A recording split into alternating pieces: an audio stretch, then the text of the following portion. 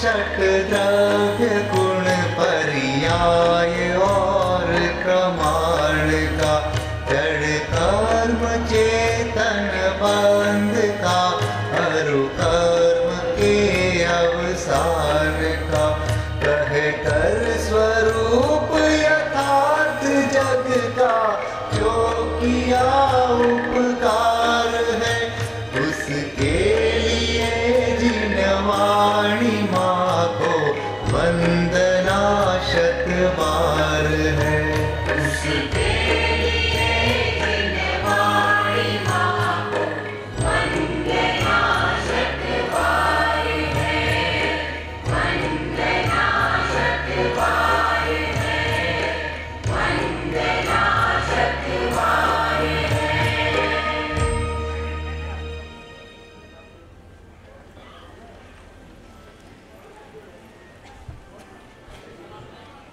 क्षमापना। सभी अपनी जगह पे बैठ जाएं।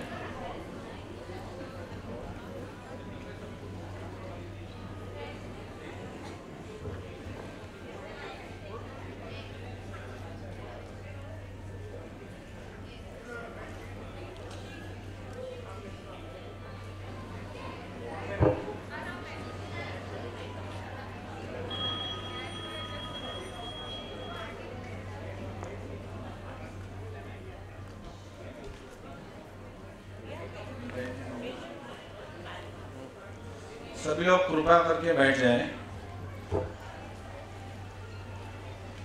समापना शुरू कर रहे हैं।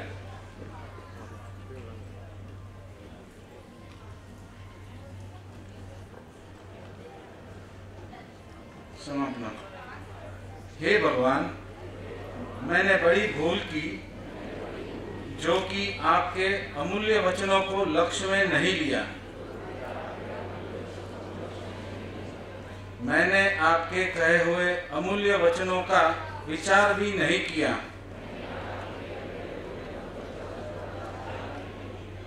मैंने आपके बताए हुए उत्तमशील स्वभाव का सेवन नहीं किया।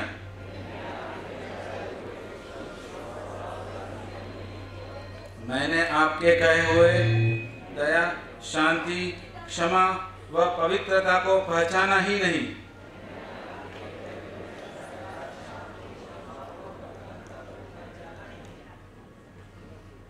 हे भगवान, मैं भूल गया।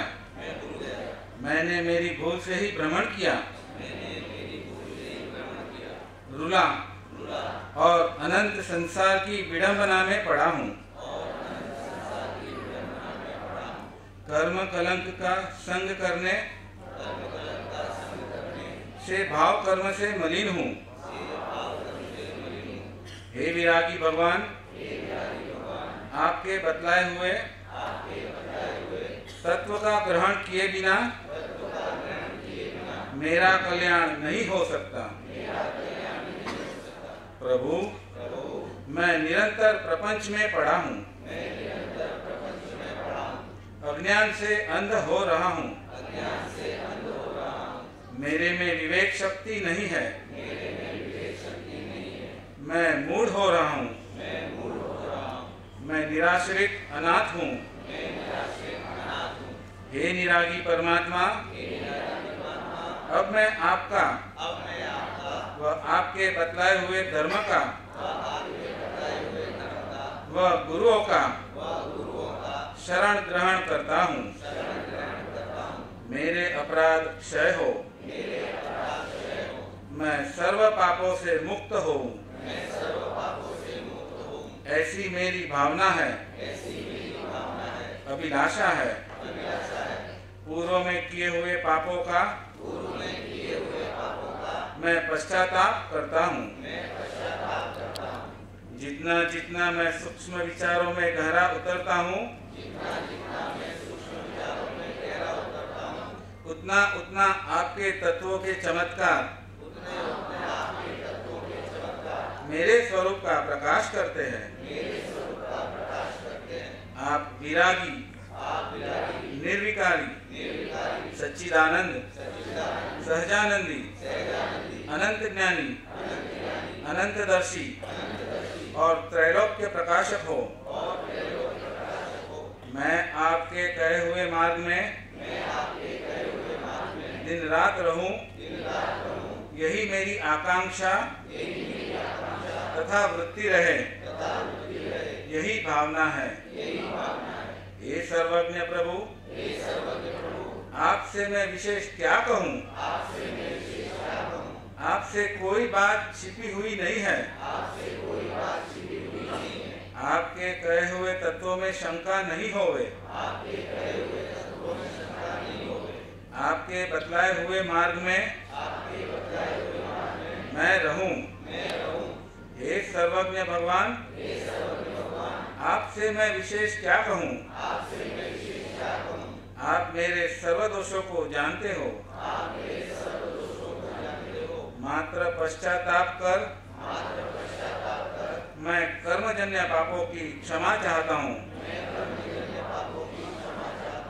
ओम शांति शांति शांति।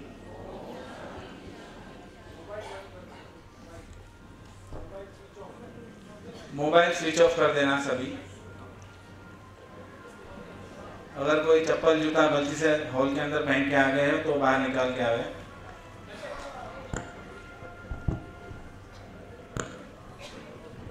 शुरू करें। ओम नमो हरिहर नमो सिद्धार नमो वायुदेव नमो अक्षय नमो पंच नमो करो शब्द प्रभु प्रास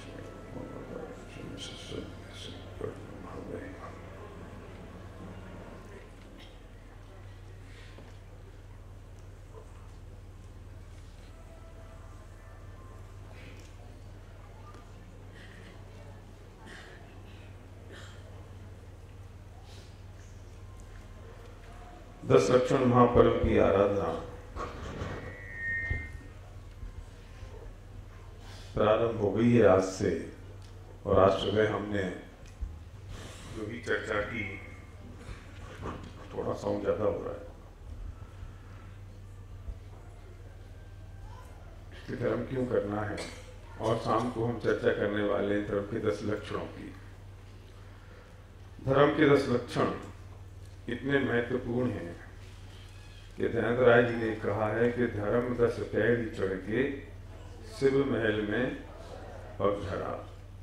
मतलब गजब की बात तो ये है कि शुरुआत की क्रोध के अभाव स्वरूप क्षमा की, फिर मान माया लोभ, और फिर संयम तप त्याग, आकिंचन ब्रह्मचर्य मतलब अपनी आत्मा की लीनता, फिर समाप्त हुआ। शुरुआत क्रोध के नाश से करके, चारों कसायों के नाश से करते करते आत्मा की लीनता पे पहुंचे। और ध्यान राय जी अंत में कहते हैं कि ध्यानत धर्म 10 पहड़ी चढ़ के शिव महल में पग धरा। मतलब ये 10 लक्षण धर्म इतने ज्यादा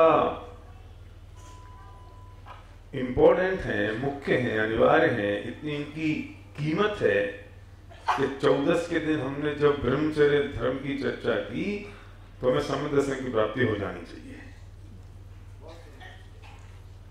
मैं नहीं कह रहा हूं संजय भाई, ध्यानराज जी कह गए कि ध्यानत धर्म 10 पैड़ी चढ़ के, कि ये धर्म की 10 पैड़ी चढ़ी और जैसे ही अंतिम सीढ़ी पे पहुंचे तो अब क्या होगा कि मोक्ष महल में पैर रख दिया। इसका मतलब धर्म दर्शन की प्राप्ति होगी कि नहीं? क्या डॉक्टर साहब?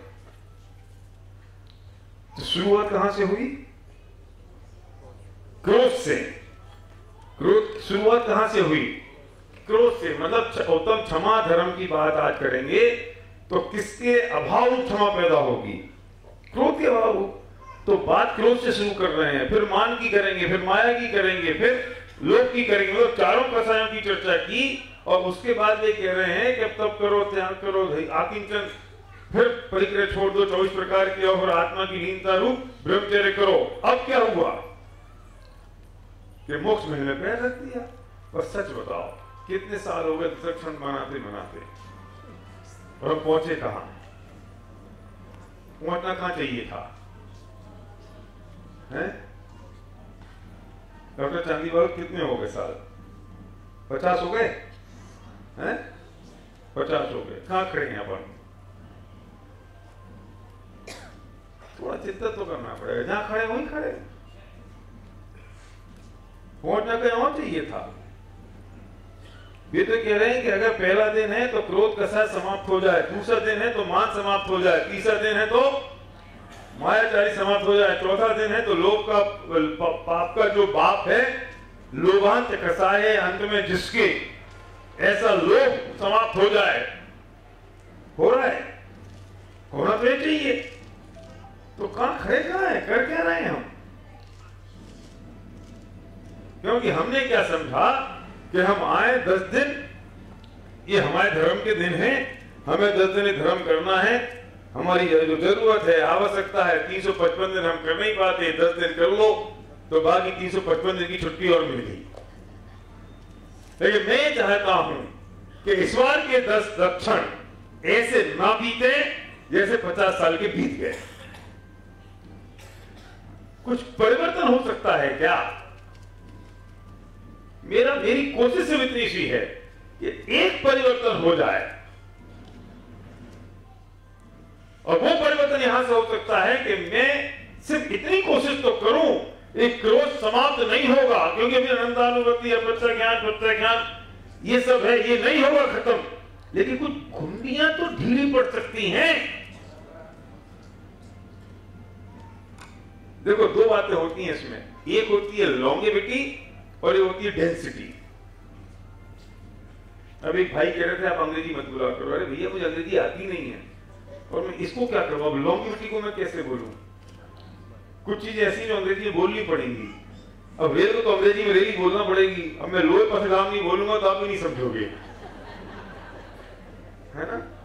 तो अब वो मतलब बोलना ही पड़ेगा। लॉन्गेविटी, मुझे जो क्रोध हुई वो कितनी लंबा चला, उसकी लंबाई कितनी हुई और कितनी देर तक चला, लॉन्गेविटी कितनी हुई, और डेंसिटी कितनी ज्यादा है। जब आप गद्दा खरीदने जाते हो ना तो डेंसिटी चेक करते हो कि इस गद्दे की डेंसिटी कितनी है। तो कुछ ना हो तो हमारी इन कसायों की लॉन्गेविटी और डेंसिटी तो कुछ कम हो जाए, क्योंकि सम्यक दर्शन प्राप्त होगा तो अनंतानुबंधी जाएगी, सम्यक दर्शन प्राप्त होगा तो अनंतानुबंधी जाएगी, अनंतानुबंधी जाएगी तो सम्यक दर्शन प्राप्त होगा। लेकिन लॉन्गेविटी कम कर सकते हैं, उसकी डेंसिटी कम कर सकते हैं। ये तो मैं आज से कर सकता हूं ना, ये तो मेरे हाथ में है ना, ये तो मैं अभी से कर सकता हूं। इसलिए मैं कहता हूं कि 10 दिन ऐसे बीते कि जो आज तक नहीं हो पाया कुछ और हो जाए। तो सुबह से लेकर शाम तक और रात से लेकर सुबह तक मेरा क्वेश्चन ये है कि हम अगर आज हम सिर्फ क्रोध की बात करें, मैं तो सोचा तो वो 4 एनएमई चलाने वाला, शीतल किधर गया? शीतल, अच्छा, मैं तो सोचा तुम 4 एनएमई चलाने वाले थे, कोई बात नहीं, तुमने कुछ और चला दिया। मैं ये पूछ रहा हूं और ये आज चिंतन करने की जरूरत है कि अगर मैं क्रोध की बात करूं तो सिर्फ इतनी सी बात सोचो कि अगर आज सुबह से लेकर शाम तक अभी तक मुझे क्रोध आया तो किस बात पे आया? एनालिसिस करते हैं क्या जी? सोचो, विचार करो, क्यों आया? बोलना मत, नहीं तो पोल खुल जाएगी। तो मैं पोल नहीं खुलवाना चाहता हूं, सोच लो क्यों आया, किस बात पे आया।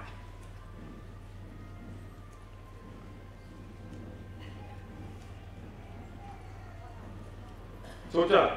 कुछ ये सोच रहे होंगे नहीं आज तो मुझे आया ही नहीं, हैं? क्या? हाँ, अपने हिसाब से काम नहीं हुआ। बताओ, सासू जी कह रही है बहू ने मेरे हिसाब से काम नहीं किया, मुझे गुस्सा आ गई। मैं जो चाहता था वो काम नहीं हुआ, इसलिए क्रोध आ गया। तू बड़ा लास्ता आया, मतलब तू जो चाहेगा दुनिया में वही होगा, तो सामने वाला तो कुछ है ही नहीं। क्यों?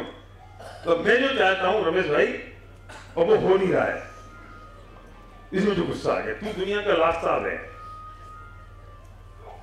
सब काम मेरे हिसाब से हो जाओ, मेरे हिसाब से नहीं होंगे तो मुझे गुस्सा आएगी। पर तेरा जो हिसाब है ना वो भी बड़ा गजब का है। अगर तू पैदल चलता है तो तुझे गुस्सा आता है कार वालों के ऊपर, ये रुकते क्यों नहीं है। और जब तू कार में होता तो तुझे गुस्सा आता है पैदल चलने वालों के ऊपर, यार ये समझते नहीं, अकल भी नहीं है, कहीं भी चल देते हैं। मैं मेरे हिसाब से चलाने की कोशिश करता हूं। एक चीज नक्की कर लो, तुम अगर कार में चल रहे हो, पैदल वालों पे गुस्सा आ रहा है, जब तुम पैदल चलो तब तुम्हें अपने आप पे आना चाहिए ना, फिर तब कार वालों पे आता है ये ठीक क्यों नहीं चलते। मतलब सोचो तो सही, मैं पूरी दुनिया को अपने हिसाब से चलाना चाहता हूं और पूरी दुनिया किस किस के हिसाब से चले ये समझाओ, और वो चलती नहीं है और मुझे गुस्सा आता है, मुझे क्रोध आता है। क्यों आता है जरा सोचो ना एक बार, कल क्यों आया था? चिड़चिड़ाहट हुई थी ना, चिड़चिड़ाहट। ये जो चिड़चिड़ाहट इरिटेशन है ना, वो भी क्रोध के रूप है। चिड़चिड़ाहट होती ना, ये क्या कर दिया, ये क्या है राजेश भाई? मैं फिर कह रहा हूं, मैं पॉज इसलिए दे रहा हूं कि आप सोचो, इसलिए नहीं कि मैं भूल गया। क्यों आया जरा सोचो, सुबह कल क्यों आया था? और ये मत सोचना कि मेरे हिसाब से चीजें नहीं हुई। मैं वो इंसिडेंट आपको याद दिलाना चाहता हूं जिस इंसिडेंट की वजह से आपको गुस्सा आया था। हम उस इंसिडेंट का एनालिसिस करते हैं ना, फिर कभी मौका नहीं मिलता अपना एनालिसिस करने के लिए, मैं अपना एनालिसिस कर सकूं उसका कोई मौका ही नहीं है। आज चलो थोड़ा सा मौका ढूंढते हैं कि मुझे क्यों आया था। तकलीफ ये हुई थी कि जो दुनिया में हो रहा है अगर मेरे थोड़े से प्रतिकूल हुआ तो मुझे गुस्सा आना शुरू हो जाता है। मतलब चीजें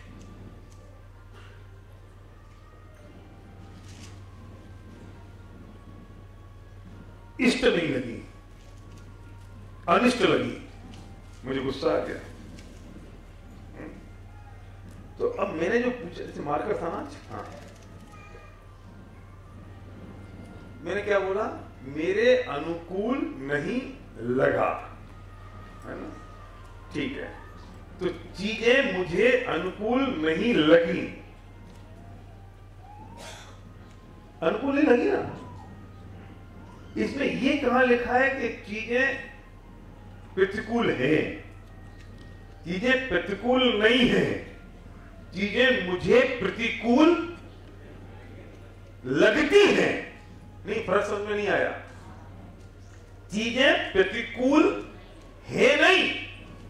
अगर चीजें प्रतिकूल होती तो सबको प्रतिकूल होती, चीजें अनुकूल होती तो सबके लिए अनुकूल होती, वस्तु प्रतिकूल होती तो सबके लिए प्रतिकूल होती, वस्तु अनुकूल होती तो सबके लिए अनुकूल होती। लेकिन वस्तु मुझे अनुकूल या प्रतिकूल लगती है, लगती है ना, तो है नहीं ना।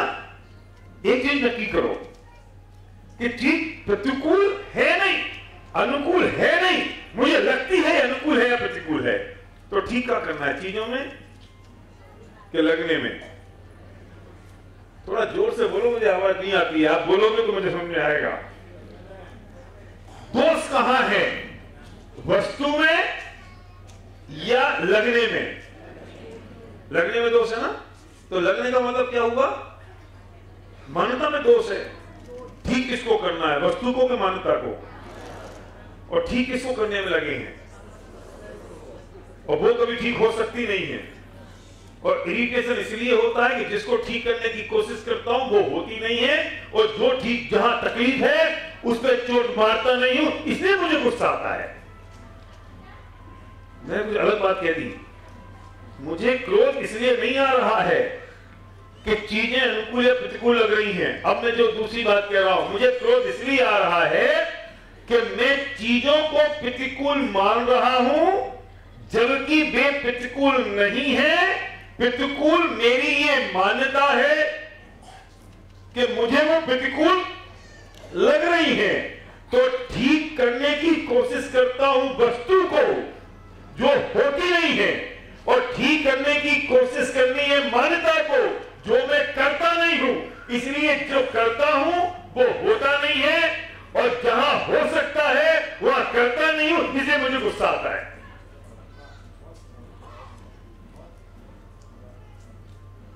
कॉम्प्लिकेटेड हो गया क्या?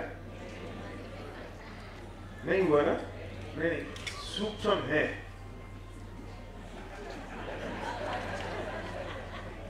इसलिए तो कॉम्प्लिकेटेड तो थोड़ी बात करनी पड़ेगी ना,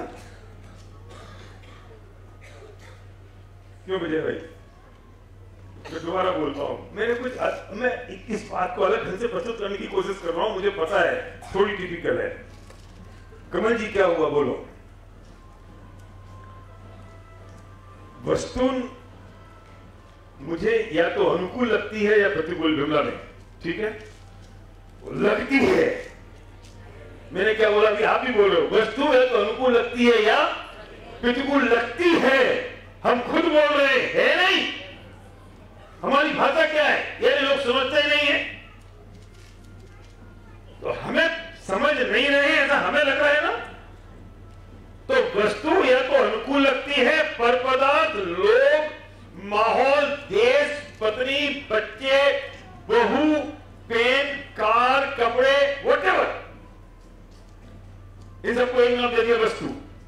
ये या तो मुझे अनुकूल लग रहे हैं या प्रतिकूल लग रहे हैं। क्या हो रहा है? लगना है तो नहीं ना, है ना? प्रतिकूल लग रहे हैं, लग रहे हैं तो है नहीं ना, गुड।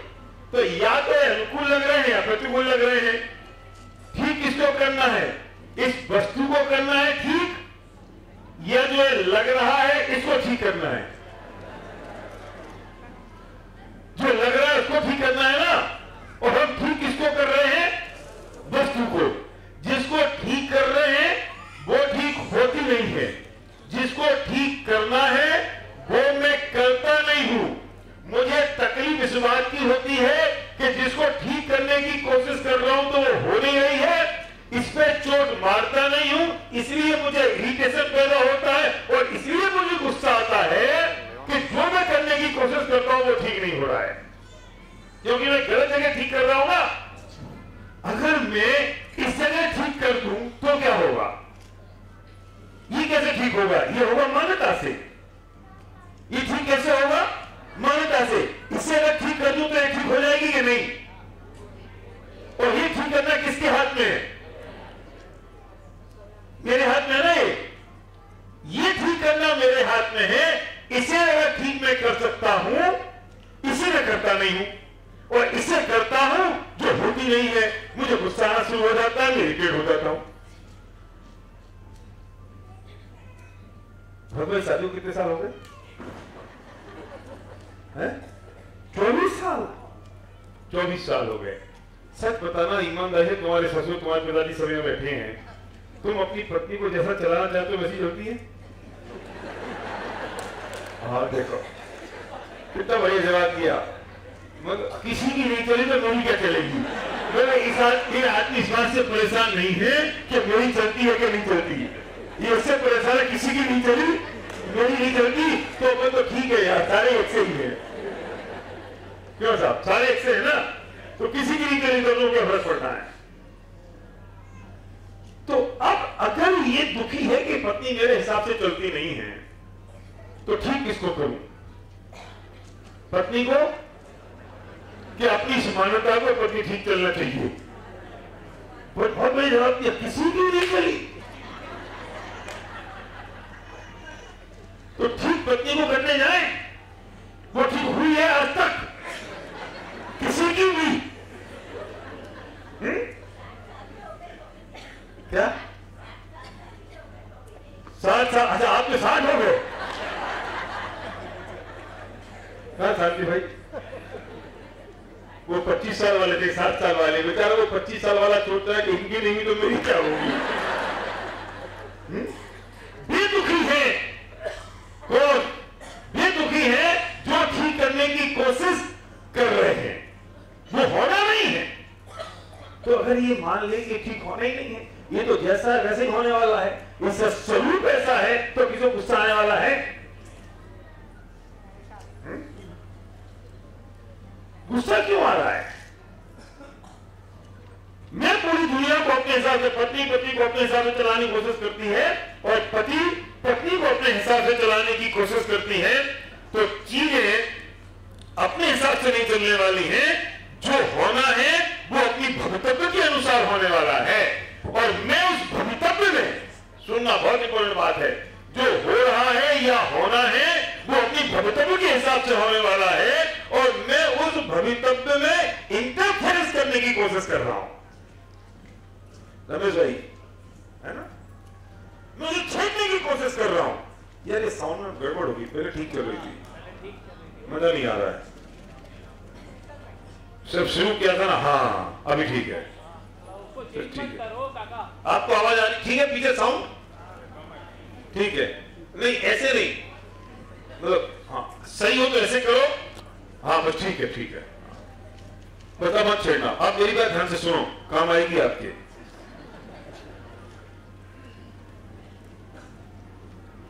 मैं कहां छेड़खान कर रहा हूं? मैं वहां छेड़खान कर रहा हूं जो मेरा, थोड़ा भेज बढ़ा दो इसका, थोड़ा तीखा बना रहा है? हाँ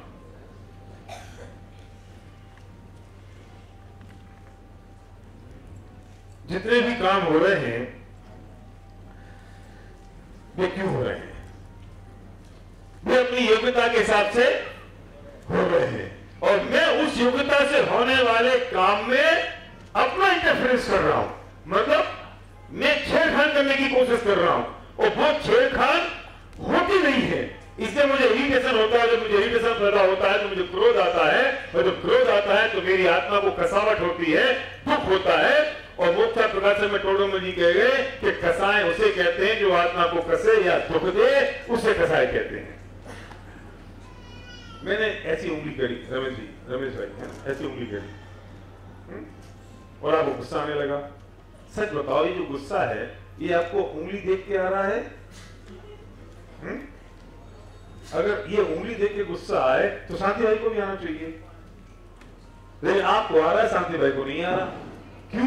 क्योंकि आप समझ रहे हो कि पंडित जी मुझे छेड़ रहे हैं, और शांति भाई समझ रहे हैं कि उनकी उंगली में दर्द हो रहा है इसलिए छेड़ कर रहे हैं।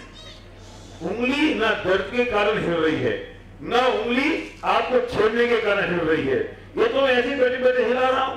एक समझ रहा है छेड़ रहे हैं, एक समझ रहा है दर्द हो रहा होगा, एक समझ रहा है मजे ले रहे हैं, एक समझ रहा है यूं ही कर रहे हैं, और उंगली अपनी योग्यता से चल रही है। तो ये जो कार्य हुआ ये अपनी योग्यता से हुआ, और आपको जो गुस्सा आया वो अपनी योग्यता से आया, मेरी उंगली के कारण आया। और आपको क्या लगा कि मुझे गुस्सा इनकी उंगली के कारण आया और ये मुझे छेड़ रहे हैं, और आपको मुझे गुस्सा आ गया। सब कार्य पूरी दुनिया में अपनी अपनी योग्यता से, अपनी अपनी गति से, अपने अपने तरीके से हो रहे हैं, और मैं उस स्वचलित जगत में हस्तक्षेप, हाँ इंटरफेरेंस की हिंदी, मैं उस स्वचलित जगत में, उस स्वतंत्र जगत में हस्तक्षेप करने की कोशिश करता हूं, और वो हस्तक्षेप होता नहीं है, इसलिए मुझे क्रोध उत्पन्न होने लगता है। हाँ, ये समय सा कर्ता को अधिकार की बात है संजय भाई। क्यों बिमला में बोलो, आप सामने बैठे होती हो ना, और आपने हाँ कह दी तो ठप्पा लग गया, क्यों था? स्वचलित जगत की व्यवस्था स्वपरिणमित है, और मैं उसमें हस्तक्षेप करने की कोशिश करता हूं, वो होती नहीं है, तो मुझे क्रोध उत्पन्न होने लगता है। अभी उस परिभाषा में भी आऊंगा जो हमारी क्लासिक परिभाषा है, और आज सुबह तो पूजन की होगी। क्या? गाली सुन मन खेद न आनो, गुण को गुण कहिए अयानो, वस्तु छीने बांध मार बहु विधि करे, घर थे निकाले तन विदारे। एक तरफ कह रहे हैं गाली सुन के भी मन में खेद उत्पन्न मत करना। गाली कोई देना तो खेद, गुस्सा नहीं, खेद भी नहीं हो। क्यों? क्योंकि वो जो परिणमन हो रहा है वो अपनी योग्यता से हो रहा है, और वो मुझे प्रतिकूल, क्या है प्रतिकूल? जोर से बोलो, प्रतिकूल लग रहा है। देखो आधा मैं बोलूंगा, आधा आप बोलोगे प्रवचन, ये तब 1 घंटा पूरा होगा, नहीं तो सो जाओगे आप। किसी ने गाली दी तो वो मुझे वो प्रतिकूल है, ये मुझे प्रतिकूल लग रही है, लग रही है। अगर एक गाली प्रतिकूल है तो जब ससुराल में जाते हो और समधन गाली देती है, क्यों साहब, सागर में होता है कि नहीं?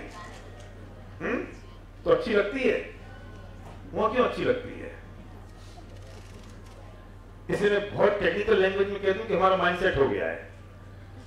हमारा माइंडसेट ये हो गया है कि ससुराल में अगर समधन ने गाली दी तो हमें अच्छी लगती है, और सड़क पर किसी ने गाली दे दी तो हमें तकलीफ होती है। और दोस्त अगर सुबह से लेकर शाम तक 4 बार गाली दे दे तो फर्क ही नहीं पड़ता। गाली में अगर कुछ होता तो 3 बार फर्क पड़ना चाहिए कि नहीं? गाली में कुछ नहीं है। मुझे किसकी गाली, सुनना बहुत इंपॉर्टेंट बात है, मुझे किसकी गाली कब कैसी लगी, ये लगी आ गई ना दोबारा।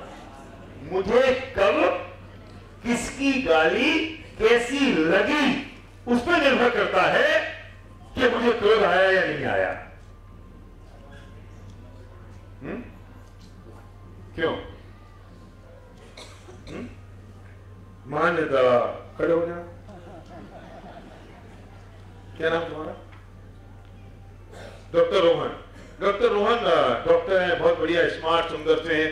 और डॉक्टर रोहन क्या चल रहा है, कैसे हो आजकल? इधर देखो, इधर देखो, इधर देखो।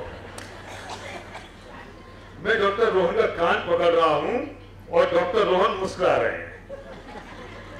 इस स्टेज के अलावा किसी आदमी की ताकत है डॉक्टर रोहन का कान पकड़ ले?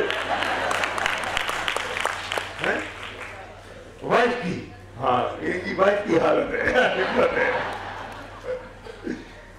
सड़क पे चलते हुए कोई आदमी डॉक्टर रोहन का कान पकड़ ले तो क्या हो? ये जितने प्रसन्न चित्त और खूबसूरत दिखाई दे रहे हैं उतने ही अंगारे के गोले बन जाएंगे। तो ये कान पकड़ने में क्रोध उत्पन्न हो रहा है या किसने कब कहां कैसे कान पकड़ा, इस पर क्रोध उत्पन्न हो रहा है? Thank you very much. अब इनको क्या लगा अगेन याद रखना, लगा इनको क्या लगा? अरे पंडित जी तो डेमो कर रहे हैं मेरा, है ना, तो मुस्कुराए जा रहे हैं। और इनको ये पता लग जाए कि मैंने सुबह पंडित जी की बुराई की थी और इन तक ये बात पहुंच गई और इसलिए मेरा कान पकड़ रहे हैं, तो इधर मान लेंगे, हैं? और अगर सड़क पे चलता हुआ कोई आदमी इनका कान पकड़ ले तो उसको थप्पड़ मार देंगे। सिचुएशन एक है कि सिर्फ इनका कान पकड़ा और एक ही आदमी है, मैंने एक बार पकड़ा तो ये समझ रहे डेमो कर रहे हैं तो मुस्कुरा गए, और वही कान मैंने पकड़ा और लेने लगा कि मैंने इनकी बुराई की थी इसलिए ये मेरा कान पकड़ रहे हैं, तो बेर मान रहेंगे। क्रोध तो नहीं होगा क्योंकि कर कुछ बुरा नहीं सकते ना स्टेज पे मेरा। कि पंडित जी बहुत इतरा रहे हो, जरा नीचे उतरना, तब बात करूंगा 24 तारीख को। अभी तो कुछ हो नहीं सकता, 24 को रख देंगे। एक सिचुएशन में इन्हें मोहब्बत आई, दूसरी सिचुएशन में इन्हें बैर मांगा और तीसरी सिचुएशन में सामने वाले को थप्पड़ मार दिया। कान में कुछ था, पकड़ने में कुछ था, किसने कब कहां और कैसे कार्य किया इस पर निर्भर करता है कि मुझे क्रोध आया या नहीं। तो क्रोध किसी दूसरे व्यक्ति की क्रिया है या नितांत स्वतंत्र क्रिया है? स्वतंत्र क्रिया है ना, ये किसी और का तो नहीं हो सकता ना। और मैं आरोप किस पर लगा रहा हूं? किस पे? दूसरे पे। ऑलवेज आप तो मुझे बहुत जल्दी गुस्सा दिला देते हो, हम गुस्सा दिला देते हैं आपको। तुम ऐसी बात मत किया करो वरना मुझे गुस्सा आ जाता है। अच्छा, हम ऐसी बात करते तुम्हें गुस्सा आ जाता है और ऐसी बात हम किसी और से करते उसे नहीं आता है, तो गुस्सा तेरे में भरा पड़ा है या मेरी वजह से आ रहा है? एक बहुत बढ़िया लाइन है कि परिस्थितियां हमें मजबूत या स्ट्रॉन्ग नहीं बनाती, परिस्थितियां हमें कसाय उत्पन्न नहीं कराती, बल्कि कसाएं तो हमारे अंदर भरी पड़ी हैं।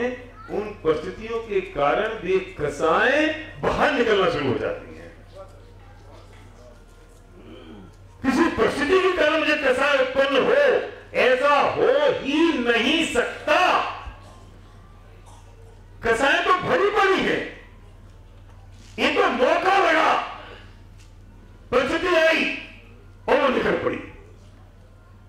डॉक्टर सरगिया, ये जो फोड़ा होता है ना, फोड़ा, तो आप उसमें जब पंचर करते हो तो पस निकलता है, तो पंचर करने से पस निकला या पस तो भरा पड़ा था, और आपने सिर्फ सुई लगाई और सारी पस निकल गई। सुई ने पैदा नहीं किया, सुई ने उस पस को पैदा नहीं किया, उस सुई से पस क्रिएट नहीं हुआ, वो तो भरा पड़ा था जो दर्द दे रहा था। ऐसे अनादिकाल से लेके आज तक सारी कसाएं भरी पड़ी हैं, परिस्थितियां आती हैं तो वे कसाएं बाहर निकलना शुरू हो जाती हैं, और जो सामने निमित्त होता है हम समझते हैं इसकी वजह से हुआ। देखो, ताली बजानी तो ढंग से बजा लो, मतलब पता नहीं चलता ना बजी नहीं बजी, किसी ने कोशिश करी नहीं करी। जो काम करो पूरा करो, नहीं करो तो मत करो, ढंग से तो करो पहले। देखो, मैं बात तो आपसे बहुत बढ़िया करने वाला हूं 10 दिन तक, और इसलिए बढ़िया करने वाला हूं क्योंकि जिनवानी की बात है, मेरे घर की नहीं है, तो ये अच्छी ही होगी। अब आप खुश रहे और आपने ताली बजाई तो समझ लेना कि आपको समझ में आई, और आपने नहीं बजाई तो मैं समझूंगा आपकी समझ में नहीं आई, क्योंकि बात मेरे घर की नहीं है। हम तो डाकिए हैं, बाबू भाई कहा करते थे कि अब तो पोस्टमैन हैं। अब पोस्टमैन, जब हम तो तुम्हारे घर चिट्ठी लेके आए हैं, अगर इसमें शोक पत्र है तो ये तुम्हारी जिम्मेदारी है, और शादी का न्योता है तो तुम्हारी जिम्मेदारी है। तो हम तो डाकिया है। ये बात जो जिनवाणी में है वो मैं प्रस्तुत कर रहा हूं, मेरे पास कुछ नहीं है। अच्छी लगी तो इनकी है और बुरी लगी तो इनकी है, मेरे पास कुछ नहीं है। मैं 10 दिन बाद उड़ जाने वाला हूं। अब जो हमने सुना कि जो कर्म ये जो भी हुआ, अब हम कहा थे अभी कि ये जो हुआ कैसे कसाएं भरी पड़ी है, और जैसे परिस्थिति आई, कोई भी परिस्थिति बनी अनुकूल या प्रतिकूल, वो सब फूट गई, और जो सामने आया उस पर बरस पड़े, और हमें लगा कि इसकी वजह से हुआ, क्योंकि वो तो निमित्त मात्र था। वो तो सिर्फ ऐसा होता है ना कि जो डॉक्टर कसाई दिखाई देता है पेशेंट को, नहीं सुनना है आपके मुंह का नहीं कहता डॉक्टर चांदीवाल, कोई हमसे पूछो। जब आप सुई लेके जाते हो, किसी इंजेक्शन लेके जाते हो, बाकी छोड़ दो, जब किसी को इंजेक्शन लेके जाते हो ना, तो वो कहता है लो फिर कसाई आ गया, क्योंकि आप डालोगे निकालोगे, उसे बहुत तकलीफ होती है। और आप लोग तो ऐसे नहीं हो, लेकिन बहुत सारे डॉक्टर ऐसे हैं कि जो सुबह से लेकर शाम तक 100 इंजेक्शन लगा देंगे, लेकिन कोई उनसे कहेगा तुम एक इंजेक्शन लगवा लो, वो नहीं लगवाते। वो कहते हैं मुझे डर लगता है, मुझे नहीं लगवाना, उन्हें डर लगता है। तो डॉक्टर जब लेके आ रहा है तो डॉक्टर ने बेचारे ने वो पस पैदा नहीं किया, उसने कुछ जो पस को क्रिएट नहीं किया, वो पस था, उसने सिर्फ एक निडल डाली और तुम्हारा पस निकाल दिया, क्योंकि तुम्हारा जो दर्द हो रहा है, जो तुम्हें लौक रहा है, जो तकलीफ हो रही है, उससे तुम्हें मुक्ति मिल जाए। ये सारी परिस्थितियां अगर ऐसा नहीं होता तो जिन परिस्थितियों के कारण मुझे क्रोध उत्पन्न होता है, ये सारी की सारी परिस्थितियां मुनिराज के सामने होती हैं, जो भावलिंगी संत हैं 6-7वें गुणस्थान में झूल रहे हैं, ये सारी परिस्थितियां उनके सामने हैं, और जिनसे हम आग बबूला हो जाते हैं, उन परिस्थितियों से उनमें कोई फर्क नहीं पड़ता, क्योंकि ये सारे कसाई के परिणाम हमारे अंदर भरे पड़े हैं, और उन गीतरागी संतों के अंदर वे परिणाम खत्म हो गए। तो अगर परिस्थितियों से फर्क पड़ता तो इतना क्रोध उन्हें नहीं होना चाहिए था। अगर तुम्हारे मुनिराज के ऊपर चिड़ी रख दी, सुकौशल को श्याली ने खा लिया, पार्श्वनाथ के ऊपर कमट ने उपसर्ग कर दिया, उन्हें फर्क पड़ा? क्यों नहीं पड़ा? और हमें कोई सड़क पर चलते चलते टक्कर मार दे, सिर्फ टक्कर, तो हम उसे खानदान, पूरी माँ बहन रिश्तेदार सबको याद कर लेते हैं। और उन्हें श्याली ने खा लिया, उन्हें कमट में उपसर्ग कर दिया, तो भी असर नहीं हुआ ना। क्यों? ये भरा तो यहां है और निकल रहा है किसी और के कारण, और हम कहते हैं कि उनके कारण। ऊपर जो लोग बैठे हैं ना, उनको भी मेरी बात उतनी गहराई से सुननी है, बातें नहीं करनी है। हाँ, आप बस समझना, आपको परमिशन मिल गई ये बात करने की। उसी पूजन की अंतिम लाइन में लिखा है कि ये सब क्यों हो रहा है, क्या ये सब जो तकलीफ हो रही है ये क्यों हो रही है? जी कर्म पूरब किए खोटे, किसने करे कर्म खोटे? मैंने किए ना। किसके हैं ये लाइन याद रखना। हम 10 दिन तक याद करते रहेंगे इस लाइन को। जो परिस्थिति विपरीत आई, जो तुम्हारा कान पकड़ा ना होता है ना, और एक कान पकड़ा और तुमने खींच के उसको थप्पड़ मारा। क्यों मारा? तुम्हें लगा इसकी हिम्मत, ये मेरे कान पकड़ ले, और तुम्हें जैसे ही क्रोध आए तो ये चिंतन नहीं कर सकते जी कर्म पूरब किए खोटे, सहे क्यों नहीं जिएरा। ये जो कान पकड़ा है किसी ने, ये मेरे खोटे कर्म जो मैंने किए थे वो उदय में आया इसलिए पकड़ा, या सामने वाले ने पकड़ा इसलिए पकड़ा?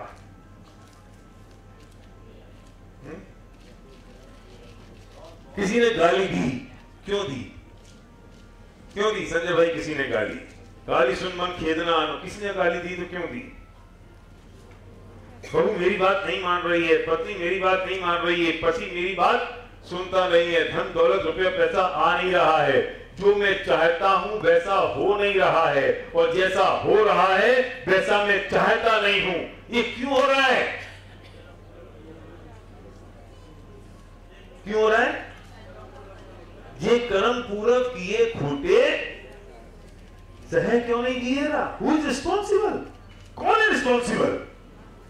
मैं खुद, my self. Who is responsible? किसकी वजह से हो रहा है ये? मैं जा रहा हूं, किसी ने मेरी गाड़ी ठोक दी, मुझे गुस्सा आया, क्यों? किस वजह से आया? Who is responsible? जब कोई तुम्हारी गाड़ी ठोके रोहित, तो तुम्हें ये याद आता है कि ये कर्म पूरब किए खोटे। गाड़ी ठोकना वर्णी कर्म का उदय था,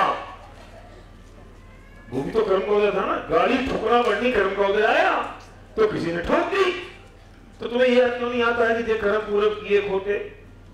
ये याद नहीं आता है, उसके पूरा खानदान याद आता है। गाड़ी उसके ठोकने से ठोकी, उसे जानबूझ के ठोकी, वो चाहता था ठोकना, क्यों नहीं पार्षनाथ को विकल्प आया? कि जैसे विकल्प आया तो उनको भी चिंतन आया। देखो एक तो उनको विकल्प नहीं आया, विकल्प आता तो अपनी भूमिका से गिर जाते। सुकोसर मुनि को विकल्प नहीं आया, विकल्प आता तो अपनी भूमिका से गिर जाते। 5 पांडवों में 3 को विकल्प नहीं आया, 2 को विकल्प आया तो मोक्ष नहीं पधारे, और जिनको विकल्प नहीं आया वे मोक्ष चले गए।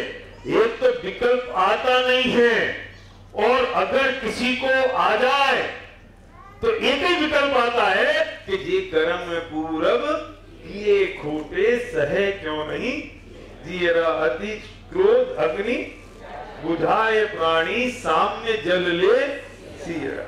किसने किया है ये सब? अगर मुझे लग जाए कि इसका रिस्पॉन्सिबल मैं हूं, कोई और नहीं है, तो जैसे ही आपकी क्रोध की अग्नि उबलना शुरू होगी और ये पंक्ति आपको याद आ जाए कि ये कर्म पूरब किए खोटे, सहे क्यों नहीं जिया, तो वो क्रोध उतना रह सकता है नरेश? तुरंत खत्म। मुझे तकलीफ इसलिए होती है क्योंकि मुझे लगता है कि इसके लिए रिस्पॉन्सिबल कोई और है, मुझे तकलीफ खड़ी होती है। और जब मुझे लग जाए कि कोई और रिस्पॉन्सिबल नहीं है, मैं रिस्पॉन्सिबल हूं, तो तकलीफ हो सकती है।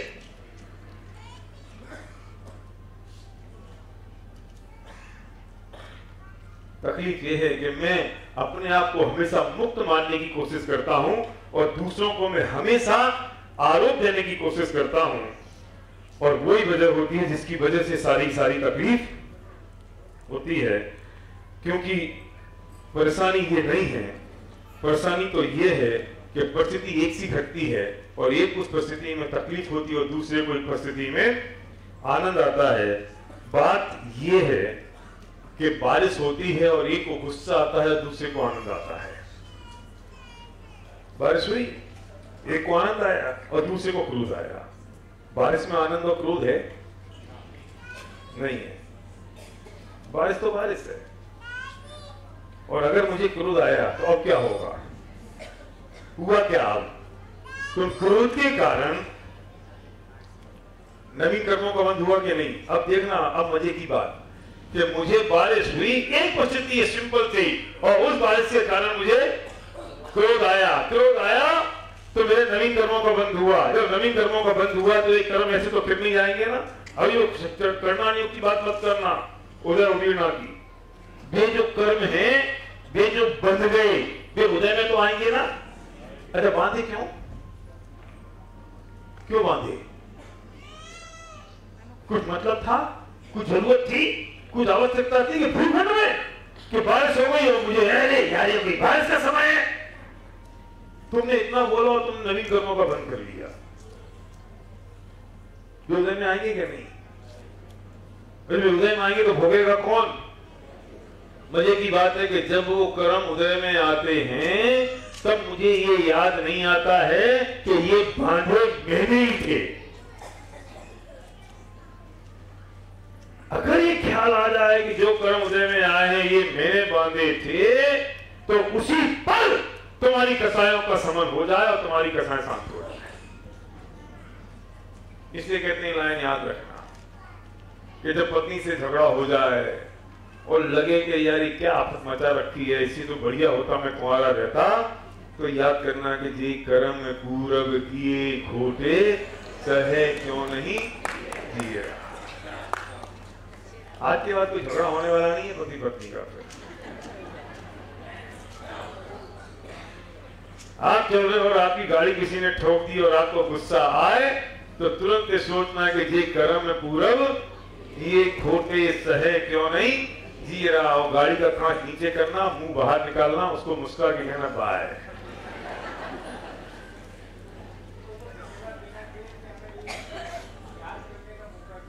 हाँ उससे मौका दिया। बिल्कुल संजय भाई सही कह रहे हैं।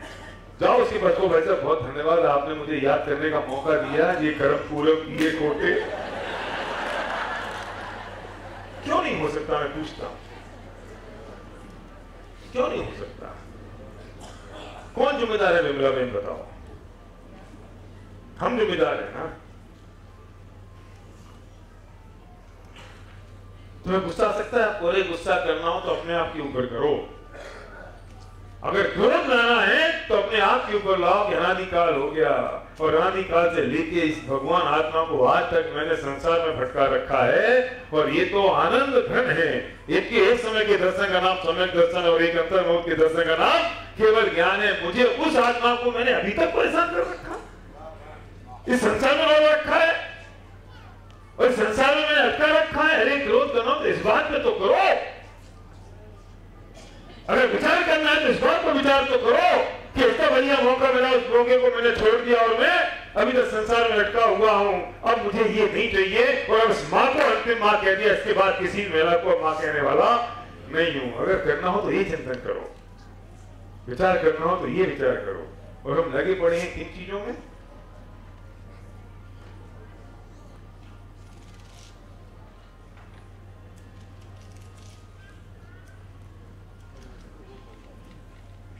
दो चीजें याद रखना, जिंदगी में दो चीजें बहुत जरूरी हैं और एक होती है फॉरगिवनेस और एक होती है फॉरगॉटनेस।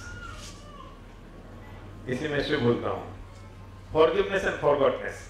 हम चीजों को भूलते नहीं है, संकट ये है। अगर भूलना सीख जाओ तो आधी समस्या तो दूर हो जाए। हमें 25 साल पुरानी बातें याद हैं कि मेरे बेटे की शादी हुई थी तो इसने सिर्फ मुझे साड़ी देने की जगह रुमाल दे दिया था, वो याद है आज तक। और तब से हमने कसम खाई थी इसके बच्चे की शादी होगी तो हम ये रुमाल देंगे। उस एक सड़े से रुमाल के पीछे तुमने कितने कर्म माने ये पता है? भूल नहीं सकते हम भूलने की आदत नहीं डाल सकते। मैं सोच रहा था अभी कुछ दिन पहले, मैं ये जो होटल लेमन ट्री है ना, होटल लेमन ट्री है, उन्होंने एक कंसेप्ट डेवलप किया है कि वे कुछ हाउसकीपिंग के लोगों को और कुछ रेस्टोरेंट में ना गूंगे और बहरे लोग रखते हैं, डीप एंड अप रखते ही वो जॉब में। तो वो बेचारे काम कर रहे थे, आ रहे थे, जा रहे थे। मैं उसको देख के सोच रहा था यानी कितना बढ़िया आदमी है, कुछ सुनते ही नहीं है। तुम गाली दे दो तो भी मुस्कुराता है, तुम जोर से बोल दो तो भी मुस्कुरा रहा है। इसे दुनिया की पंचायत से मतलब नहीं है, इसे टीवी नहीं देखना, इसे मैच नहीं देखना, सुनते ही नहीं है। और कितना बढ़िया से बोलना ही नहीं है, लगता है इसको समय जैसे जल्दी हो सकता है। क्यों? क्योंकि ना सुनना है ना बोलना है। और हम तो तकलीफ इस बात से हैं कि उसने उसकी ये कही, वो भी मुझे जानना है, क्या कही मुझे बता,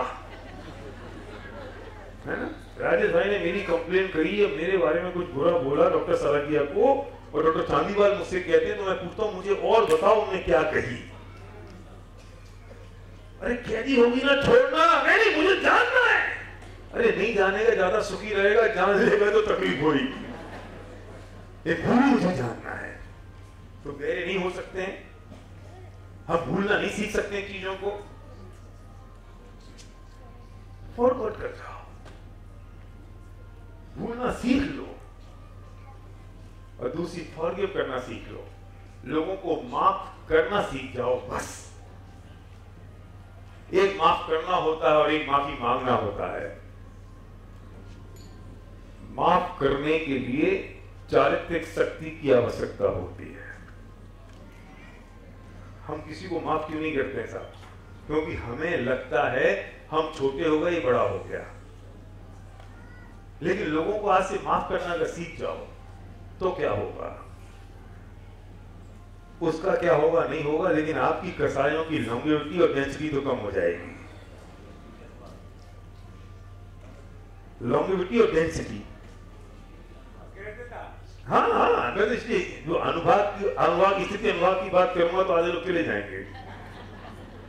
वही है, और क्या है, स्थिति अनुभाग तो कम होगा। माफी माफ करने के लिए, माफी मांगने के लिए, करने के लिए नहीं, माफी मांगने के लिए चारित्रिक शक्ति की आवश्यकता होती है। आपका कैरेक्टर बहुत स्ट्रांग है अगर आपने किसी से माफी मांगी तो। आसान नहीं है माफी मांगना, आसान नहीं है। आदत डालो आज से, इसलिए नहीं कि सामने वाला आदमी आपको बुरा कर देगा, बस इसलिए कि मेरी कसाई की मनता हो जाए क्योंकि मैंने माफी मांगी और मैंने इससे अपने आप को छुटकारा कर दिया। अगर मेरे से कुछ गलती हो गई तो मुझे माफ कर देना। आपको उस दिन रात को नींद आएगी कि नहीं? लेकिन हर एक आदमी माफी मांग नहीं सकता है। जिसका कैरेक्टर स्ट्रांग होगा वही किसी दूसरे आदमी से माफी मांग पाएगा। और मैं चाहता हूं कि आज बैठ के हम कम से कम डिसाइड कर लें कि मैं इस पूरी दुनिया से माफी मांगता हूं और मैं इस पूरी दुनिया को माफ कर देता हूं। उत्तम क्षमा। अरे माफी मांगनी है तो एकेंद्रीय जीवों से मांगो, माफी मांगनी तो निगोदिया जीवों से मांगो। गुरुदेव फरमाते थे कि हमने कितना उनके साथ अत्याचार किया है। हम जा रहे हैं चलते फिरते, पेड़ की पत्ती दिखी तोड़ ली, ऐसे मसलते फेंक दी। ओहो, वो एकेंद्रीय जीव है, बृहस्पति का है। तो हमने उसके साथ अत्याचार किया कि नहीं किया? हम प्रमाद की बस चले जा रहे हैं, ऊपर मुंह करके देखे जा रहे हैं और नीचे से कुछ जीवों का निपटारा हो गया। तुमने बिना देखे सड़क के किनारे खड़े होकर पेशाब कर दी, उन चींटियों के लिए तो बाढ़ आ गई, बाढ़ किलो से ज्यादा बड़ी। उन्हें उनसे माफी मांगने की जरूरत नहीं है। किसी व्यक्ति से माफी मांगने के लिए कैरेक्टर स्ट्रॉन्ग होना जरूरी है। स्ट्रॉन्ग कैरेक्टर की आवश्यकता है। अगर आपका कैरेक्टर स्ट्रॉन्ग है तो आप लोगों से माफी मांग लोगे। ईगो को खत्म कर देती। जब आप किसी से माफी मांगते हो तो आपके अहम को खत्म कर देती है, वो आपकी ईगो को खत्म कर देती है। देखो जी, मैं तुमसे माफी तो मांग लूंगा, तुम मुझे माफ करोगे या नहीं? माफी मांगने में कंडीशन अप्लाई नहीं होती है श्रीमान। क्यों? क्योंकि ये अत्यंत स्वतंत्र क्रिया है, परतंत्र क्रिया नहीं है। अरे माफ करेगा कि नहीं करेगा ये उस पर निर्भर करेगा, और माफी मांग ली ये मेरी पर्सनल क्रिया है, ये मेरा पर्सनल काम है, और मैंने डिसाइड कर लिया कि मुझे माफी मांगनी है। करे करे नहीं करे नहीं करे ये बुझा है। मैंने मेरे परिणाम तो कोमल कर लिए उससे माफी मांग के, और उसको नहीं करना तो नहीं करे, मुझे फर्क नहीं पड़ता। मैं तो माफी मांग सकता हूं कि नहीं। ये पहले कौन मांगे? साके वो के मैं। झगड़ा हो गया, शुरुआत कौन करे माफी मांगने की? सामने वाला कि मैं? अगर तुमने इसकी शुरुआत करी कि सामने वाला माफी मांगे कि मैं माफी मांगूं, तो समझ लेना कि तुम माफी मांगने के लिए तैयार ही नहीं हो, किसी को माफ करने के लिए तैयार ही नहीं हो। कंडीशन अप्लाई कर दी ना। अरे माफी मांगने का मतलब और माफ करने का मतलब तो ही कसायों की मंदता से है। कौन पहले मांगे कौन बाद में मांगे इससे कोई संबंध नहीं है। मैं कंडीशन लगाऊंगा कौन मांगेगा पहले कौन नहीं मांगेगा? क्यों? हमारे परिणाम इतने कोमल हो जाए, इतने कोमल हो जाए कि मुझे जरूरत नहीं पड़े कि कोई मुझसे पूछे तुमने मांगी कि नहीं मांगी। भाई मैंने तो सबसे पहले मांग ली। क्यों? क्योंकि आपका कैरेक्टर उतना स्ट्रांग है, आपकी कसायों की मंदता उतनी अधिक है। तो किससे मांगे? बच्चों से पहले मांगे कि छोटे मांगे कि बड़ी मांगे? कि पहले बड़े मांगना चाहिए कि पहले छोटे मांगना चाहिए? कि पत्नी से कौन मांगे? कौन मांगे?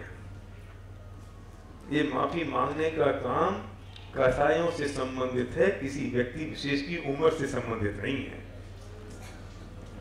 मेरी और संध्या की आज तक जब भी लड़ाई हुई ना संजय भाई, तो सबसे पहले माफी मैंने ही मांगी है। क्यों? झगड़ा क्यों बढ़ाना है? आप हंस क्यों रहे हो डॉक्टर साहब? आपकी पत्नी नहीं आई ना यहाँ पे, इसलिए मेरी तो बैठी है यहाँ पे। हाँ पूछ लो आप उससे। जब भी झगड़ा हुआ ना महिला में तो मैंने ही माफी मांग ली, क्योंकि ये कर्म पूरा किए खोटे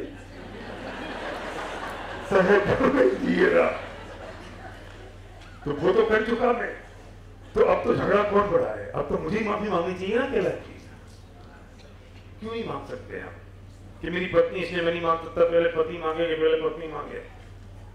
जिसकी चारित्रिक शक्ति सबसे ज्यादा पावरफुल होगी, माफी वो पहले मांगेगा। अब देख लेते कौन किसका कॉम्पिटिशन करता है। अब झगड़ा होता है तो कौन किसका कॉम्पिटिशन करता है देख लेते हैं।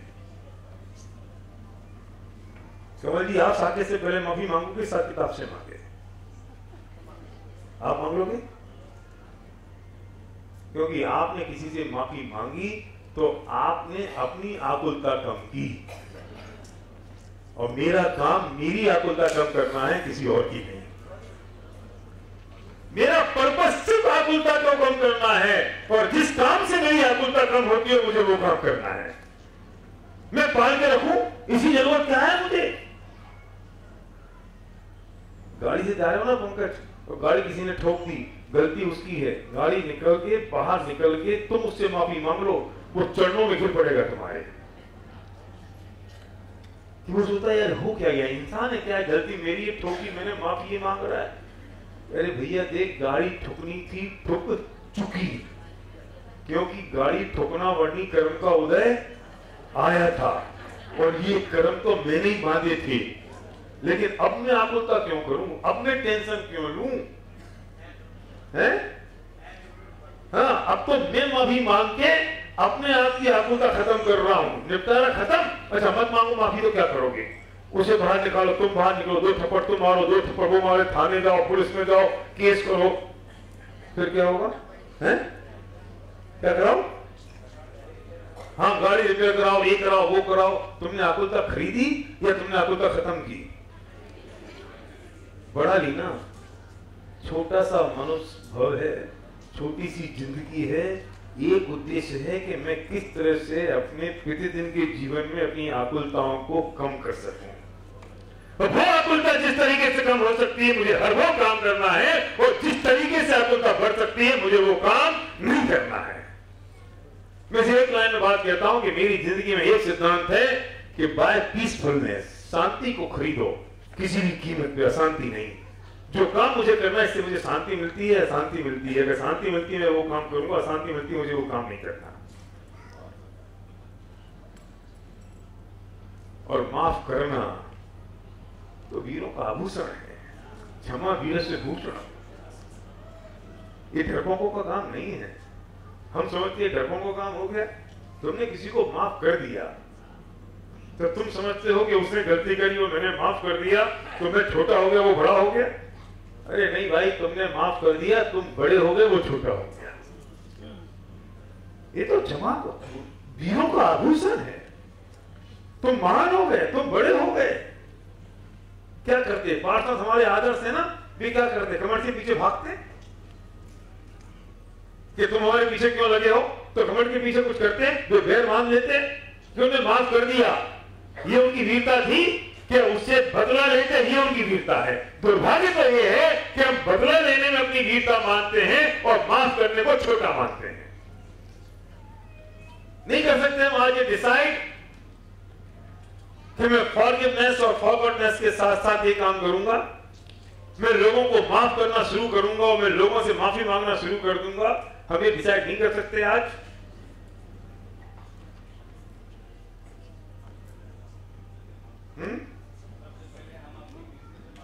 बिल्कुल सही बात की डॉक्टर साहब ने। सबसे पहले अपनी बीवियों से माफी मांग लें। मांग नहीं है, माफ कर भी दें। और ये अकेले ये क्षमावाणी के दिन की बात नहीं है।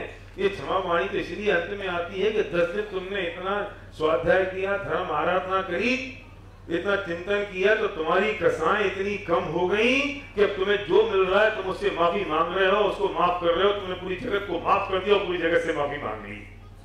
लेकिन दुर्भाग्य तो ये है कि वो क्षमावाणी का पर्व भी एक पर्व की तरह हो गया। लोग एक दूसरे के घर जाते हैं, खोपड़ा मिश्री खाते हैं, हाय हेलो करते हैं, मुलाकात करते हैं और आ जाते हैं। और असलियत में जिससे झगड़ा होता है, असलियत में जिससे पंगा होता है, असलियत में जिसके साथ में तकलीफ होती है, उसके तो जाते भी नहीं है। सब ब्याहियों के घर जाते हो तो पता है ब्याहियों से कुछ हुआ नहीं है। अगर सच मानो तो यही काम करना, आज की रात सोने से पहले उस व्यक्ति को फोन कर देना जिसके साथ आपका पंगा है। तकलीफ हुई ना, चारित्रिक शक्ति की जरूरत है बाबू, स्ट्रॉन्ग कैरेक्टर की जरूरत है। आज ही तो कर सकते हो, धीरे धीरे क्यों करना है। गली निकाल ली संजय भाई ने, मुझे गली नहीं चाहिए, वो धीरे धीरे तो अनंतरवती और प्रत्यख्यान को होने दो। ये काम तो अभी आज करना है, घर पहुंचने से पहले। क्यों नहीं तो क्षमा के दिन का क्या मतलब रहा।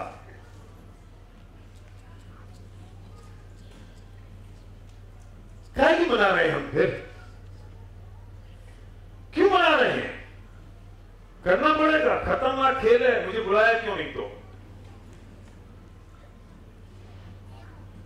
तकलीफ हो रही है ना। सुनने तो अच्छा लग रहा था, जब मैंने कहा आज करो तो सब सकते में आ गए। सुनने में अच्छा लग रहा था ना, बहुत बढ़िया बात कह रहे हो, बहुत बढ़िया बात कह रहे हो। जो अपने में बीती तब क्यों नहीं बहू ये सास से माफी मांग सकती है आज। नहीं, हमने कोई गलती नहीं की ना।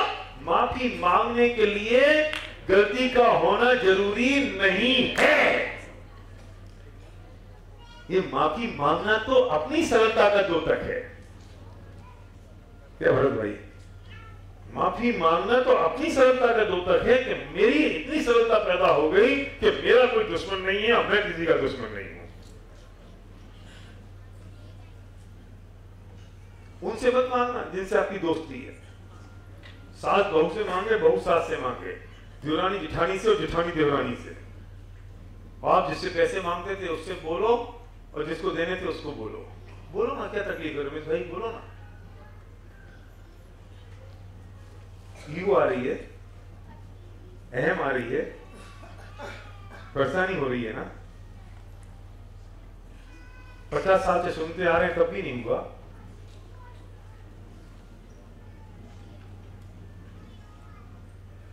शायद सब लोग इस सोचने में लग गए कि मैं किससे मांगूंगा।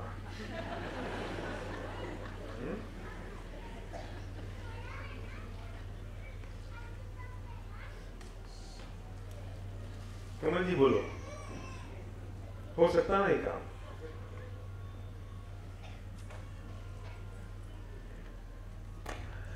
ये दिन तो पूरे होने ही वाले हैं। अमर तो होके हम आए नहीं हैं, मरने वाले तो हैं ही। आपको पता है मैं मरने वाला हूं 23 साल बाद। ये डिसाइड कर रखा है मैंने। पता क्या चक्कर क्या है कि समझ में नहीं आता कि हम कब मरेंगे। तो ये जीता ऐसे जैसे कभी मरेगा नहीं, और मरता ऐसे जैसे कभी दोबारा जिएगा नहीं। हमें क्या लगता है 80 साल का होगा बुजुर्ग, 90 साल का, तो भी वो बिल्कुल उसे लगेगा नहीं कि मैं मर भी सकता हूं। जब मरने लगता है तो उसे लगता नहीं मैं दोबारा जीऊंगा कभी। अरे तुझे तो अगले समय में 3 समय लगेंगे मैक्सिमम अभी गति में जाने में, और 3 समय में तू दूसरी गति में पहुंच जाएगा। तो चिंता क्यों कर रहा है? ये तो पहुंचने ही वाला है, और ये मत समझ के अमर होके आया है। तो मैंने एक दिन डिसाइड किया कि ये नक्की तो करो कि बच्चे कितने दिन हैं। तो कैसे नक्की करें? ऐसे तो मैं एक आज लाखों वर्षों तक जीऊं या मृत्यु आज ही आ जावे, पता नहीं है। ये भी अगला पल भी जीऊंगा कि नहीं जीऊंगा, और ये पता नहीं 100 साल तक जीऊंगा कि नहीं जीऊंगा। तो पंगा ये है कि आदमी सोच ही नहीं पाता कि बच्ची कितनी उम्र है। तो मैंने कहा डिसाइड कर लो 75 साल के बाद जितनी जिंदगी बचेगी वो काम की नहीं है।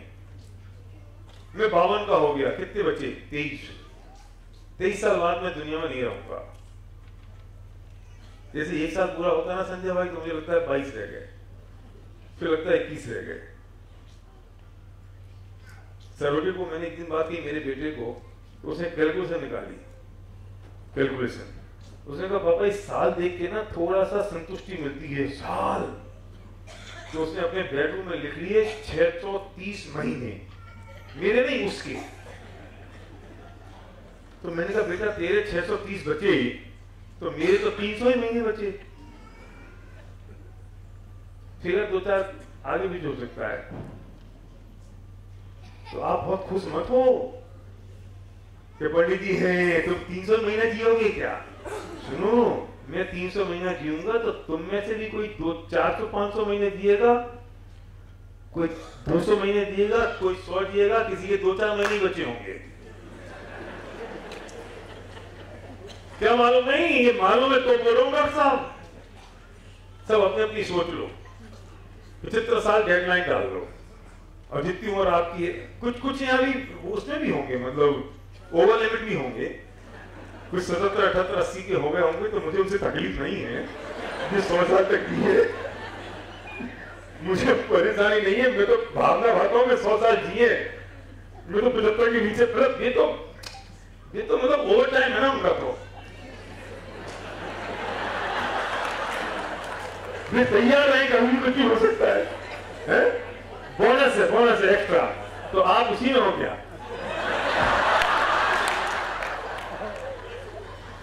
देखो ये बात कहने में लोग डरते हैं, और ये बात कहने में संकोच होता है, लोग बुरा मान जाएंगे।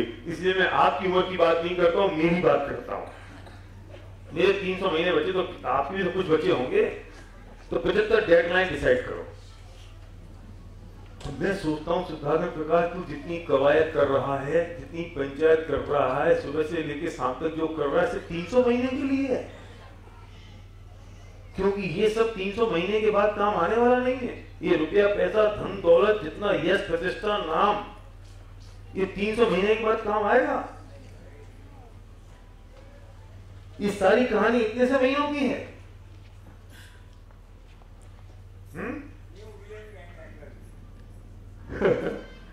जाएंगे कहां उसके बाद पता नहीं। अभी रुक जाओ, वो बात अभी बाकी के 9 दिन और करेंगे, कहां जा सकते हैं और कहां जाना चाहिए, कहां जाएंगे। पर आज तो नक्की करो कि जितनी कवायद थोड़ी से 300 महीने के लिए अपनी अपनी सोचो जरा। क्या जी कितने महीने सोच लो। चलो अच्छा, महीने में गणित कम हो रही तो साल गिन लो, जितने साल हो गए -75 कर दो। मेरे 23 ही बचे हैं। शांति भाई कितने? 3, 6। सच बात तो गंभीर है। शरीर के रोंगटे खड़े नहीं होते कि अगर 6 साल बचे हैं तो देखो जाना तो है। देवलाबेन में दादा के पास बैठा था और ऐसे हम सब लोग घर के लोग बैठे थे, समझा मेरे बच्चे मम्मी में। मैंने कहा देखो कोई अमर हो गए तो आया नहीं है, जाना तो है। और वो 86 हो गया। कभी भी कुछ भी किसी भी पल हो सकता है। तो मैंने उनसे कहा कि ये जितना तीव्र राग है ये कितने से दिनों का, कितने घंटों का रह गया, अब कहां मिलेंगे?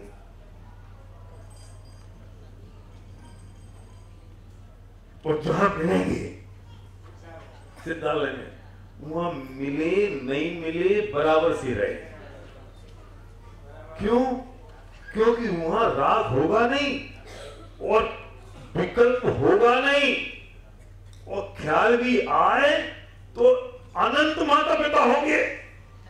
तो किस किस का ख्याल आएगा? ये तो अभी तुझे दिखाई दे रहे हैं ये वाले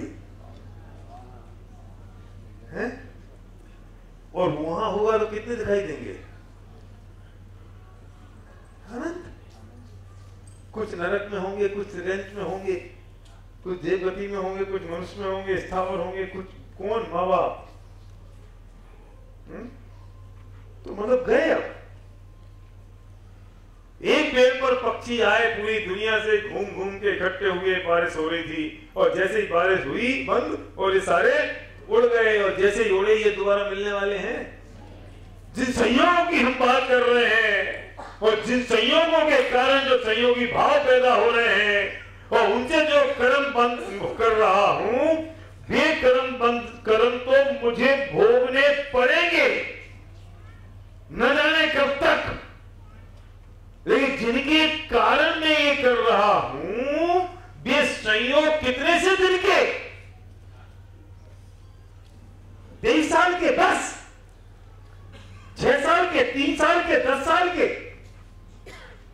कर लो इसमें सारी राजनीति, कर लो इसमें सारे परिणाम अपने खराब, कर लो इसमें सारी पंचायत, और जब एक बार 4 आदमी उठा के ले जाएंगे तो जो कर्म हमने ये सब यही छूट जाएगा, और जो कर्म हमने बांधे हैं वे लेके हम चले जाएंगे। वे कसाय के भाव, वे क्रोध मान माया लोभ आदि के विकल्प, वे हिंसा झूठ चोरी कुसीत परिग्रह के विचार, और उनसे बनने वाले ये सब कर्म कौन भोगेगा? जे कर्म पूरब किए खोटे सहे क्यों नहीं जिएरा। पुराने अभी भुगत रहा हूं और अब जो कर रहा हूं वो भोगने वाला हूं। तो अब माफी नहीं मांग सकते तुम? मैं छोड़ूंगा नहीं बोल सकते किसी से कि भाई मेरे से कुछ गलती होगी तो मुझे माफ कर देना। राजेश भाई कितने साल हैं? 10 बाकी 10 साल बचे हैं। नहीं बोल सकते किसी को कि भाई मुझे माफ कर देना और मैं तुम्हें माफ कर देता हूं।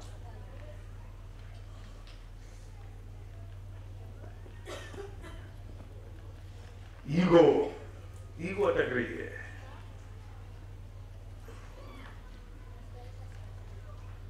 ये ईगो क्या काम आएगी? कुत्ते बन जाएंगे, बिल्ली बन जाएंगे, गधे बन जाएंगे, फिर ईगो का क्या होगा?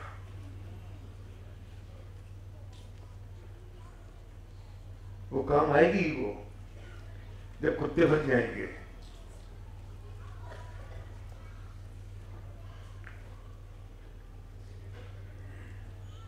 मुझे पता है, मुझे विश्वास है कि आप लोग फोन करेंगे उसे, अपनी क्रोध कसाय को थोड़ा सा नरम करते हुए, उसकी डेंसिटी को थोड़ा सा कम करते हुए कि भाई मुझसे कुछ गलती हुई है तो मुझे माफ कर देना, मेरा कोई भाव ऐसा नहीं है,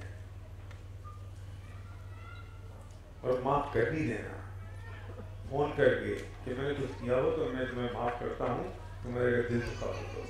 वो माफ करे या ना करे मुझे फर्क नहीं पड़ता, क्योंकि ये मैं मेरी शांति के लिए कर रहा हूं, किसी और की शांति के लिए।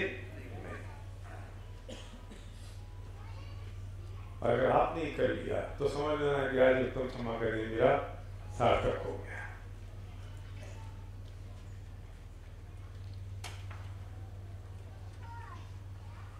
मुझे खुशी हुई कि लोगों ने लोगों को इनवाइट किया। मुझे साकेत ने बताया, मैंने आज 4 आदमी बुलाए। रमेश जी ने आज 300 लोगों को, 300 1000 लोगों को एसएमएस भेजा।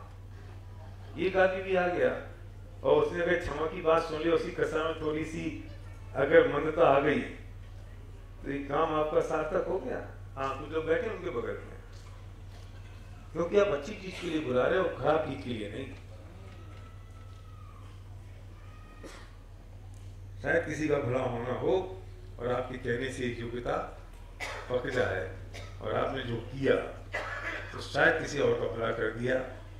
और मुझे पता है कि मुझे कल सुबह फिर आपकी तरफ से सूचनाएं मिलेंगी कि मैंने 2 लोगों को मुझसे माफी मांगी और 2 लोगों को मैंने माफ कर दिया। और कुछ हो ना हो, लेकिन आज की नींद तो मैंने आपकी हराम कर दी। और अपनी कसायों को हम थोड़ा सा कम करें। कल सुबह हमारा विषय होगा दुख का मूल कारण, द रूट कॉज ऑफ दुख। ये दुखी हम क्यों हैं और उसका मूल कारण क्या है, ये विषय चलेगा 2 दिन, कल और परसों, तो ये लगभग 2 घंटे का विषय है। और अगर कोई भी आपके अड़ोस में पड़ोस में दुखी दिखाई दे रहा हो तो उसको लेके आ जाना, ये कहते हुए कि हम समझेंगे कि दुख का मूल कारण क्या है और हम दुखी